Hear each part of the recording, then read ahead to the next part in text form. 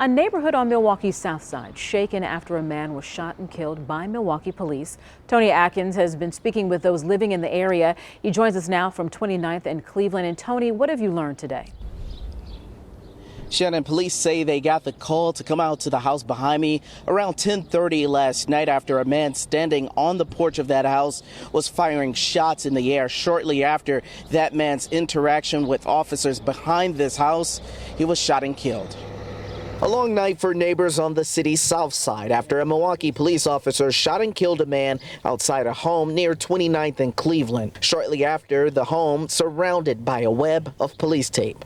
I hear, but I don't know where is the house, I don't know where is the house, where it's come from. The next day, things much different on this normally quiet residential block. Neighbors who didn't want to go on camera say the man killed lived at the home where he died, calling it an unfortunate event. Well, my daughter called me at about a little before 7 and asked if I was okay, and I'm like, why?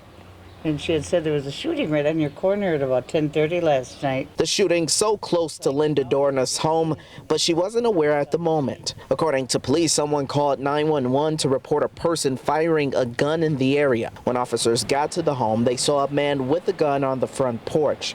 Officers say the man then went to the back of the house, firing more shots and refusing to drop the weapon despite orders to do so. It was then an officer shot the 49-year-old man, killing him. People at the house on Monday declined to comment on the shooting. It's a sad, sad thing. Francisco has lived in the neighborhood for 5 years. He moved to the U.S. from Mexico to get away from frequent violence. He says after hearing the shots, he got to the ground. Several others in his house took cover elsewhere. I stay down, and these people go to the basement. He says he didn't risk looking outside to see the scene Sunday night, fearing the worst. You never know how many times people die because they're shooting, and you don't know where it come from. In Milwaukee, police say the officer who fired the shot or deadly shots killing the man was a 6-year veteran of the police department. He's now on administrative leave pending the outcome of an investigation. Right now, Waukesha police are leading this investigation, and I just spoke with an officer with the department a few moments ago. He says that more information about this deadly shooting is forthcoming as they gather more information about what happened last night. For now, I'm reporting live in Milwaukee. Tony Atkins, TMJ4 News.